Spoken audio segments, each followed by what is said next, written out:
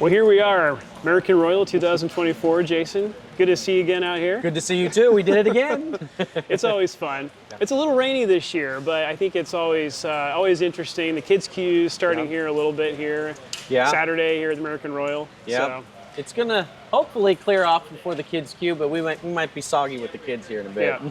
One thing I was going to ask you: how many years have you competed out here at the Royal? Yeah. So this is our 16th year at the American Royal. Yeah. Would have been 17 if it wasn't for the COVID year, but yeah, this is officially our 16th year cooking. So it used to be down at the West Bottoms. So those were watching the video, you guys watching, West Bottoms is kind of part of downtown.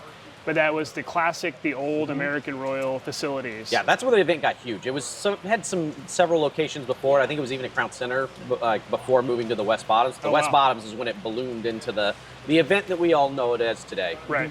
So then I think in 2016 or 15, they kind of shifted to a larger venue. Yep. It moved out to the Arrowhead Stadium for a year, and then now it's fallen into place here at the Kansas Speedway. Okay. So we've been out here at the Speedway, since basically almost 10 years with the Burnt Finger barbecue, and it's been really fun with you guys.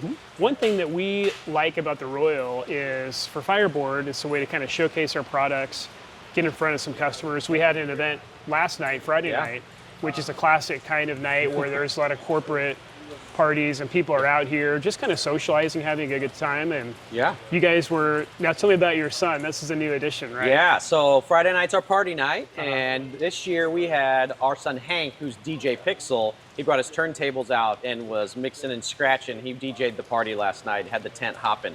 Yeah.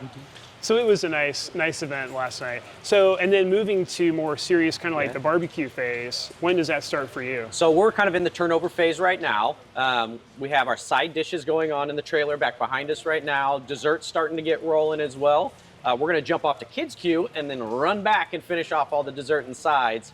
Our meats will be prepped as soon as we get back, and we'll cook overnight for turn-in tomorrow. Turn-ins are about noonish Sunday. So there's some extra turn-ins for this one. There's turkey and then there's sausage. So turkey goes in 11:30, and then chicken, ribs, pork brisket, noon, 12:30, 1:30, and then sausage at 2 o'clock. And so we'll do all of those turn-ins tomorrow. Okay.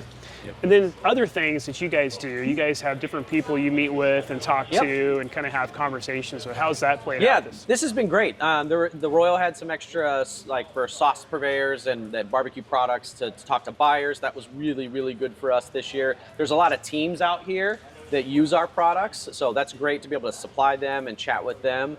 All in all, this has been fantastic for Burnt Finger Barbecue, especially the big event we had last night. We had, 300 people that came and ate our barbecue last night? Yeah, it was wild. There's nothing left. Yeah, it was good. I know we had one of our distributors from Canada, Smoker Broker. They're sort of due west, I guess, from us here, but there's about 4 or 5 of them in town from Canada, so it's kind of fun to talk to them. So this is really an international event. Yeah, there were international buyers here from multiple different companies, and I mean, I think at one point we had somebody from Japan, France, Canada, Curacao, maybe? There was like 8 different countries represented in our tent at one point, just from folks just meandering in, being part of the party. It was great. That's cool. Yeah. How has your setup this year changed? I know there's a large rotisserie. You had that last year maybe, but... So we got this big rotisserie last year. This is an FEC 500, so 500 pounds of meat can be cooked. There's 5 different carousels 500 on pounds. it. 500 pounds can go into that beast. This was a game changer for party night like last night. So we cooked in there a case of briskets, 2 cases of pork butts, a case of ribs. We made a dozen bacon explosions. We cooked off a couple cases of big old turkey wings, and that thing just chewed through it. The FireBoard Pulse was a game changer. Having that inside, there's no wires to get tangled up in that big rotisserie, so we could tell exactly what the pit was doing the entire time as well. Yeah. We slept great in that camper over there. Yeah. Yeah, and we like to use this event too. If we have something new, if there's a new product we've been working on, there's even a few things we don't even really have out in public yet, but we've showed people. Yeah.